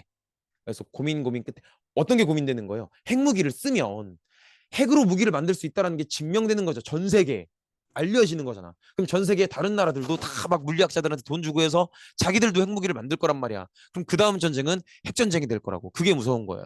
그래서 어떻게 해야 되나? 본토를 육군이 점령하면 너무 많은 피해자가 생길 것 같고 핵을 쓰면 여기서 핵을 전쟁에 실전에 썼다는 오명과 함께 다음 전쟁은 핵전쟁으로 만들어가는 것 같고 고민 끝에 핵전쟁을 결정하게 되는 거죠. 그래서 결국은 이런 식으로 히로시마와 나가사키에 핵폭탄을 투여하게 됩니다. 폭발력은 생각 이상이었고요. 그래서 이런 식으로 다 날아가는 모습이죠. 저 중간에 우뚝 서 있는 거 있죠. 저게 신사 입구거든요. 신사라는 게 뭐냐면 일본의 전통 종교를 신도라 그래요. 그 신도를 모시는 사찰이 신사인데 어떻게 저것만 우뚝 저렇게 남아 있을 수 있는지. 다음 사진 보시면 이거 남아 있는 게 더 신기할 거예요. 요게 지금 윗사진이 히로시마 폭격 전이고요. 아래 사진이 폭격 후예요. 아무것도 안 남아 있죠.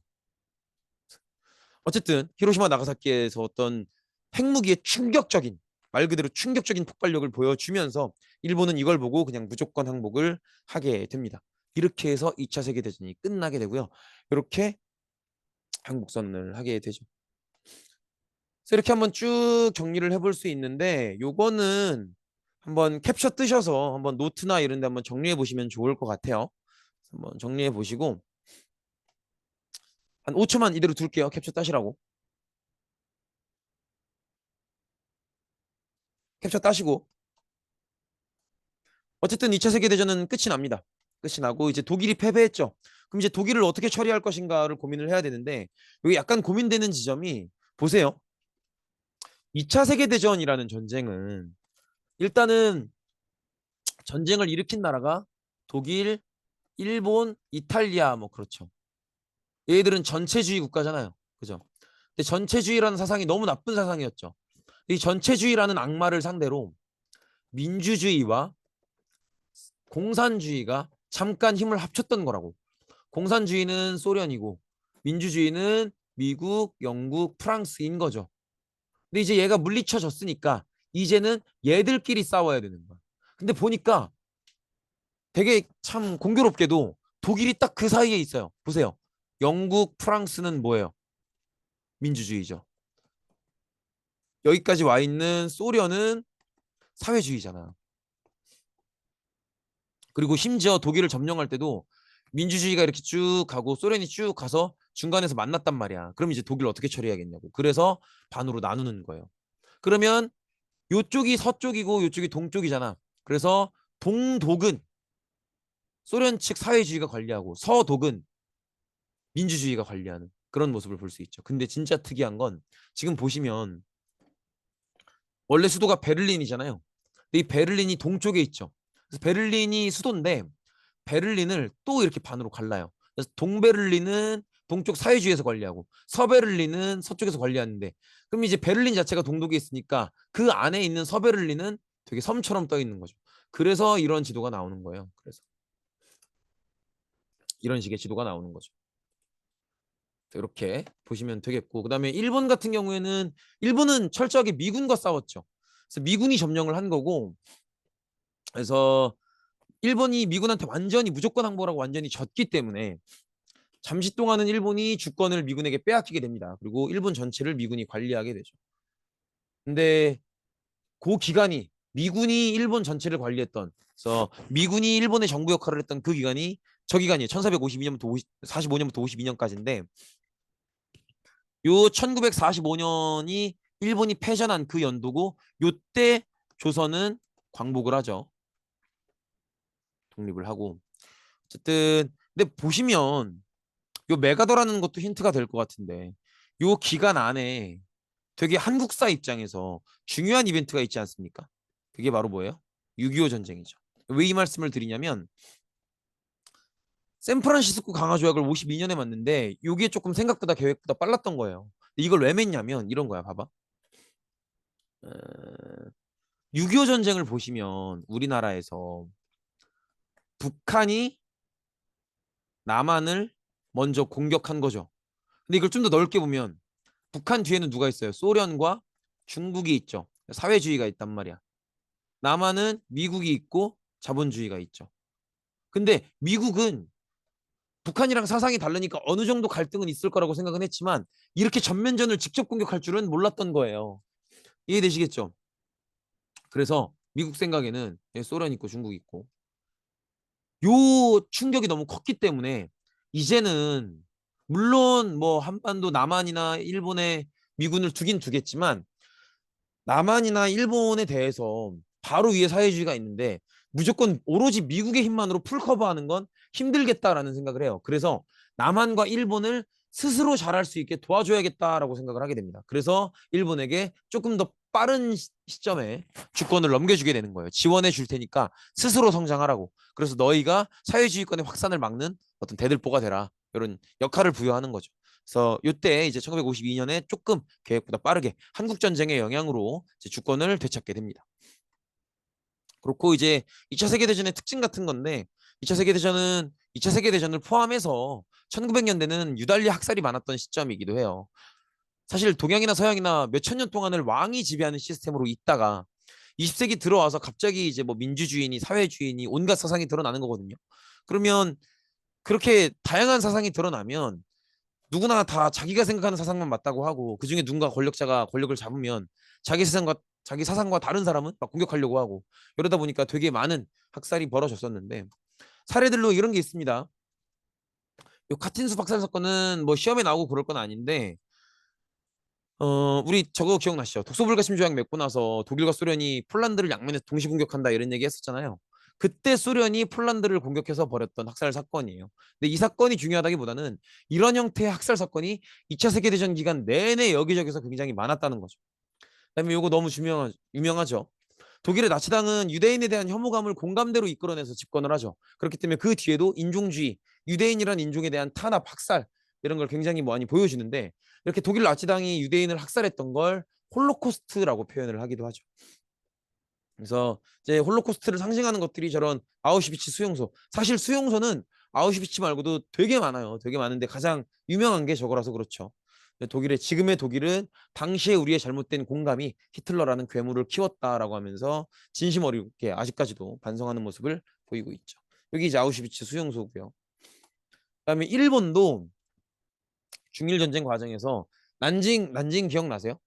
우리 옛날에 청나라 공부할 때 신해혁명 세력이 점령했던 도시가 난징이에요. 그래서 우리 기억나실 거예요.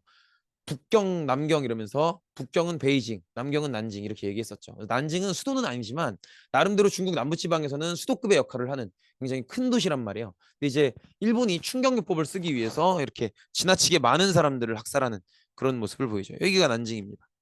그래서 이렇게 세계 역사학계에서는 보통 30만 명 정도 추산을 하고요. 그리고 중국 측에서는 48만 명, 심하면 60만 명까지도 주장을 하고 있습니다. 그만큼 피해자가 많다는 거죠. 몇십만 명인 게 뭐가 그렇게 중요하겠습니까? 너무나 많은 사람들이 그 수치가 중요한 게 아니죠. 이렇게 사람의 생명 알기를 우습게 알았다는 게 중요한 거죠. 이런 모습이고요. 그다음에 요것도 들어보신 적은 있을 수도 있어요. 만주에 있는 일본군 부대인데 조선인들이나 아니면 전쟁상의 포로나 중국인들 이런 사람들을 데려다가 끌고 와서 억지로 끌고 와서 다양한 의학적 생체 실험을 했었던 예를 들면 뭐 장티푸스나 말라리아 이런 병균을 집어넣고 기간별로 그 사람 몸이 어떻게 변하는지 아니면 뭐 하여튼 그런 인간에게 해서는 안 되는 막 굉장히 위험천만하고 잔인한 그런 여러 가지 의학적 실험들을 했었던 그런 부대가 731 부대입니다. 그 부대장이 지금 보시는 이시시로라는 사람이고요. 그다음에 위안부도 뭐 너무 유명해서 아실 텐데 위안부를 당연히 한국사에서 다뤄야 될 거라고 생각을 하는데 왜 세계사에서 다루느냐. 그게 이제 많은 사람들이 하는 오해예요. 위안부의 피해자가 한국인만 있는 줄 알아. 비율상 많은 거죠. 비율상 한국인이 많은 거고 위안부의 피해자는요 한국인만 있는 게 아니고 일본이 점령했었던 거의 모든 지역에서 피해자가 나와요. 그렇고 그 일본군 위안부 같은 경우에는 내년에도 배울 수 있겠지만 음 뭐랄까요. 저게 뭔지는 아마 아실 거예요. 그 유니세프라고 아시죠? 유니세프. 유엔 산하 기관 중에 유니세프라고 있어요. 유니세프라고 있는데 이 유니세프는 위기에 놓여진 아동을 보호하고 그다음에 또 세계적으로 학술적 가치가 있는 여러 가지 문화재를 보존하는 그런 역할을 하는데 유니세프에서 음, 위안부만큼은 반드시 직접 피해당한 국가가 아니더라도 가르치기를 교육하기를 권장하고 있어요. 그리고 가르칠 때 꼭 이 표현을 써달라 그래. 이게 뭐예요? 번역하면 이게 R이에요, R. 그러면 성노예죠. 성노예죠. 그래서 사실상 집단 강간이에요. 집단 강간. 근데 전쟁이 벌어지면 지금은 아니에요. 지금은 이제 드론도 많이 활용되고 실제로 병사가 되게 많이 투입되는 건 아니기 때문에 또 그런 말 하기엔 또 러시아 우크라이나 전쟁이 있어서 민망하지만 아무튼 과거보단 덜하기 때문에 지금은 많이 덜해졌지만 어 20세기 전쟁까지만 해도 점령 지역의 군인이 그 점령 지역의 민간인 여성을 강간하는 일이 되게 많았단 말이에요. 근데 그게 문제가 되는 건 그 강간 범죄를 저지른 병사에 대해서 소속 부대나 국가가 제대로 진상 조사를 하거나 어떤 처벌을 하거나 그런 게 굉장히 미흡했기 때문에 문제가 됐던 거예요. 근데 위안부는 달라요. 그런 차원의 문제가 아니야. 위안부는 위안부라는 부가 있는 거죠. 그러니까 저 위안부라는 표현을 쓰는 게 일본 애들이 자기들이 쓴 표현을 우리가 사료용어로 쓰는 거예요. 이게 부는 일종의 조직이라고. 이해되시겠죠? 그래서 강간이라는 범죄 행위를 정부가 나서서 민간인 여성을 납치해 가면서 불법적인 형태로 납치해 가면서 여성을 공급하면서 일본 병사들에게 조직적으로 체계적으로 여성들을 납치 공급해 가면서 집단 강간을 하도록 유도했던 게 유도가 아니죠. 집단 강간을 하도록 지시했던 게 그래서 요 위안부는 되게 정부가 나서서 조직적이고 체계적으로 민간인을 상대로 강간이라는 집단 강간이라는 전쟁 범죄를 저지른 그런 유례가 없는 사건이에요. 유례가 없는 사건. 그렇고 그다음에 지금 오른쪽에 보시는 저 할머님은 되게 중요한 할머님인 게 우리가 이 위안부 문제에 대해서 되게 어떤 건강한 인식, 우리가 이 할머님들을 어떻게 대우해 드려야 될지, 어떻게 우리가 이 문제를 풀어가야 될지를 논의하기 위해선 이 문제가 수면 위로 올라와야 되거든요. 많은 사람들이 이걸 알고 이야기할 수 있어야 되는데 위안부 피해자 중에서 우리나라 사람, 우리나라 피해 여성분들 중에서는 처음으로 이제 언론 방송에 나와서 내가 어린 시절에 일본군에게 이런 너무 참혹한 피해를 당했었다. 그리고 나만 당한 게 아니고 너무 많은 여성들이 일본군에게 이런 피해를 당했었다라는 걸 최초로 진술하신 분이 이분 김학순 할머님이십니다. 좀 이름을 기억해 두시면 좋겠죠. 그다음에 이건 또 반대 이야기인데 제가 아까도 말씀을 드렸지만 어떤 이야기든지 간에 무조건 선과 악의 구조로 이해할 수 있다 그랬죠. 그래서 그 기준으로 2차 세계대전을 보면 민주주의의 미국, 영국, 프랑스는 선, 독일은 악 이렇게 이해할 수 있는데 그게 완전히 틀리다는 건 아니지만 그렇게 단선적으로 이해해서는 안 된다는 거예요. 미국, 영국, 프랑스 측의 이 연합국 측도 독일의 수도 베를린을 점령했을 때 그 베를린의 일반 시민들에 대해서 굉장히 나쁜 짓을 많이 저지릅니다. 막 강간도 하고 막 그런 모습들이 많이 보여요. 그래서 그런 모습도 볼 수 있고 또 2차 세계대전은 굉장히 다양한 대량 살상 무기들이 많이 나왔던 가장 대표적인 건 역시 핵무기죠. 핵무기가 개발이 되고 실제로 쓰이고 그다음에 꼭 핵무기가 아니더라도 이런 뭐 살인가스는 이제 저거죠. 그 생화학 무기죠. 그래서 어, 가스로 인해서 사람이 죽도록 하는. 근데 이게 너무 사악한 범죄인 게 군인들은 그래도 방독면이라도 있죠. 근데 민간인들은 방독면을 개별 구비하기가 쉽지 않잖아요. 그러니까 이제 민간인 피해가 너무 커질 수밖에 없는 그런 무기인 거죠. 그다음에 백린탄, 네이팜탄, 소위탄 이런 것들은 정말 나쁜 거인 게 이 무기들이 정말 나빠요. 그러니까 이제 보통의 미사일이나 무기는 이렇게 무기가 있으면 TNT라 그래서 폭약이 있고요. 그 바깥쪽은 여러 가지 철조가리들로 돼 있어요. 그럼 폭약이 터지면 이 철조가리들이 몸에 박히는 그래서 죽는 거란 말이야. 근데 이 백린탄, 네이팜탄, 소위탄 이런 것들은 철 조가리가 아니고요. 인화 물질이 들어가 있어요. 예를 들면 인 같은 것들. 그래서 이런 것들이 또 접착 성분이 있어서 폭탄이 팡 하고 터지잖아요. 그럼 그 폭탄의 파편들이 몸에 달라붙어요. 달라붙은 상태에서 불이 난단 말이야. 그럼 봐봐. 일반 폭탄은 철 조가리가 날라오니까 내가 총 맞듯이 그냥 파편 맞고 그 자리에서 그냥 그 순간에 죽는단 말이야. 최소한의 죽을 때 느끼는 고통은 짧다고. 근데 저런 폭탄들은요, 맞으면 파편이 몸에 붙어서 타기 때문에 타들어가는 고통을 느끼면서 죽어야 돼요. 그러니까 최악의 무기인 거예요. 최악의 무기. 저런 무기를 개발하는 이유는 저런 무기로 이제 고통을 안김으로써 항복을 유도하기 위해서 저런 무기를 만드는 건데 최악이죠, 최악. 근데 이 무기들이 왜 더 최악이냐면 보통은 이 무기를 터뜨릴 때 지상에서 터지는 게 아니고요. 지상 100m, 200m 이렇게 높은 데서 터져요. 왜냐면 그래야 폭발 반경이 넓어지니까. 이해되시겠죠? 이런 식이라고. 요게 땅이면 여기서 터지는 게 아니고 한 100m, 200m 높은 데서 터져야 이렇게 폭발 반경이 넓어지잖아. 이런 식으로. 그죠? 그래서 위에서 터트리는데 진짜 심각한 문제가 이게 터질 때 예뻐요. 예쁘죠, 저 정도면. 예쁜 게 왜 문제냐면 저러면 어린애들이 좋아해요. 어린애들이 우와 불꽃놀이다 하면서 뛰어간다고. 그럼 걔들 어떻게 되겠어요? 그러니까 이런 게 너무 심각한 문제예요. 그래서 2차 세계대전 끝나고 나서 제네바 협약이라 그래서 아무리 전쟁 상황이라도 이런 범죄는 저지르지 말자라는 협약이 맺어져요. 그럼 이제 뭐 민간인들은 건드리지 말자. 특히나 여성과 노인, 약자는 먼저 대피시키자. 뭐 이런 것들이죠. 그런 것들인데 그 내용 중에서 이런저런 무기를 쓰더라도 살인가스, 백린탄, 네이팜탄, 소위탄 이런 무기는 너무 사악한 무기이기 때문에 쓰지 말자. 이런 내용이 있는 거죠. 근데 그 약속이 잘 안 지켜져요. 지금 벌어지고 있는 러시아 우크라이나 전쟁에서도 쓰인 흔적들이 보이고요. 그 다음에 미국도 안 쓴 거 아니에요. 여기 지금 2차 세계대전 자료화면이 아니고요. 그렇죠. 시리아 내전 당시에 미군이 썼던 그런, 그래서 되게 좀 그렇죠. 가슴 아픈 모습들이 많이 있죠. 어쨌든 세계대전을 또 치렀으니까 또 노력을 해야죠. 어떤 노력을 해요? 이런 전쟁이 벌어지지 않게끔 평화를 위한 노력을 해야 되죠. 그래서 평화는 혼자 지킨다고 되는 게 아니니까 다시 한번 국제기구를 만드는데, 그러면 이번에 만드는 국제기구는 뭐를 계승하겠어요? 1차 대전 때 끝나고 만들었었던 국제연맹을 계승하겠죠. 그래서 요걸 만들기 위해서 이제 2차 세계대전 당시에 거의 연합국 측의 승리가 확실시 됐을 때 이런저런 회담들을 많이 하는데, 그 중에서도 이 전쟁을 주로 이끌어 왔었던 미국과 영국 측에서 2차 세계대전이 끝난 이후의 세계를 어떻게 운영해 나갈 것인가, 무엇을 원칙으로 삼을 것인가, 요걸 정리한 대서양 헌장이라는 걸 발표하게 됩니다. 여기에는 되게 좋은 얘기들이 다 들어가 있어요. 뭐 무슨 인권은 보장받아야 하며 모두의 정치적 자유가 보장받아야 하며 어떤 민족도 자신들이 원하지 않는 국경선을 그어서는 안 되고 어떤 민족도 자신들이 원하지 않는 정치 형태가 군림해서는 안 되고 뭐 여러 가지 내용들이 들어가는데, 근데 대서양 전쟁 중에 하나, 그 내용 중에 하나로 이제 평화를, 전 세계 평화를 유지하기 위해서 평화 유지를 목적으로 하는 국제기구를 설치한다. 그 내용이 들어가 있는 거죠. 그래서 이제 국제연맹을 계승하는 국제연합을 세우는데, 국제연맹을 계승하니까 목적도 같겠죠. 세계 평화를 유지하는 데 목적이 있어요.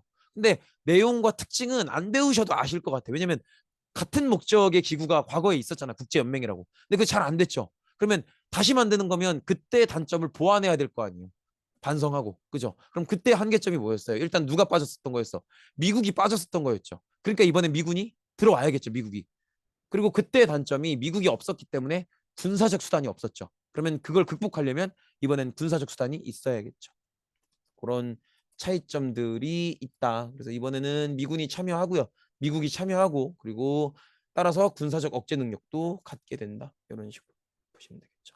정리해 보면은 이거 뭐죠? 잠시만요. 요거를 정리를 한번 하고.